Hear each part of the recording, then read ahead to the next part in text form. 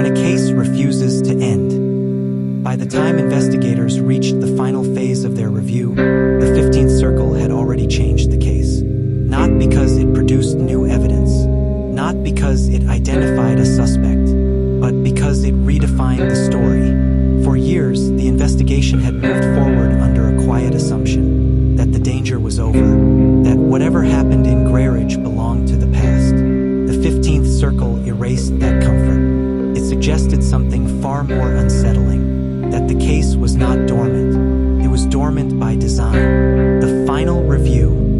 In the months following the discovery, a small internal team was assigned one task: rebuild the entire case as if the killer were still alive. Every timeline was re-examined, every alibi reconsidered, every suspect once dismissed was placed back on the board.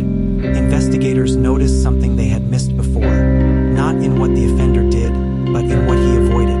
He never escalated publicly, never taunted the press directly, never sought recognition. Instead, he embedded himself into the structure of the investigation itself. The map, the walking pattern, the 15th Circle. These weren't confessions.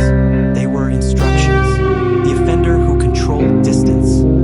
Analysts noted that the offender's greatest obsession was not violence. It was distance. Distance between locations.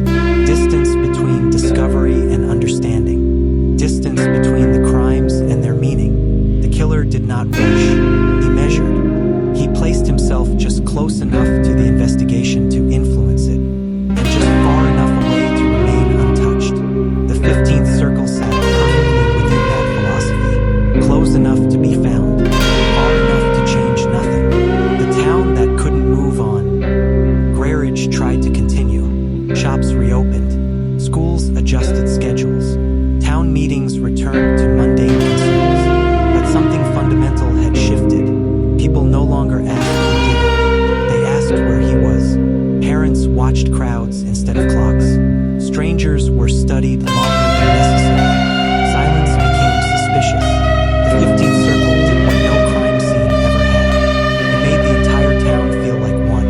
The families' final meetings. For the families, Part 4 brought a different kind of record. Investigators met with them privately. No cameras, no statements, no promises. They explained what the 15th Circle likely meant. That it wasn't a threat.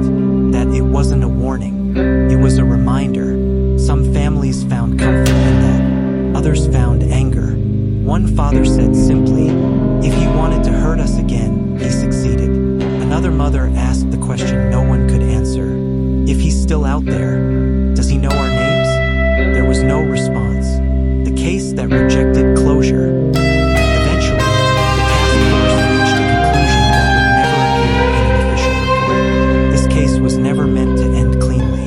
Not because law enforcement failed. Not because evidence was lost. But because the offender designed it that way. By leaving one final circle unexplained, he ensured the story would always feel incomplete. And incomplete stories live longer. The last visit, 1 year after the discovery, Detective Ramos returned alone to the flats. No equipment, no team, no paperwork. He walked the perimeter one final time, 15 minutes from the center.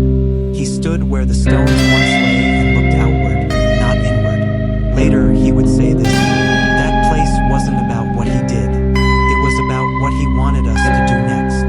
And that was the cruelest truth of all. The 15th Circle did not demand justice. It demanded attention. What remains? Today, there is nothing left at the site. No stones, no markers, no sign that anything ever happened there. But the circle exists anyway, in case files, in memory, in the unanswered space between 14 and 15. It exists in every retelling of the case, including this one. The circle closes. The 15th Circle does not reveal the killer's name. It reveals his intent: to be remembered without being known, to be present without being seen, to turn an investigation into a monument. And as long as one question remains unanswered, the circle is never truly broken. Episode 7 coming soon. The investigation continues.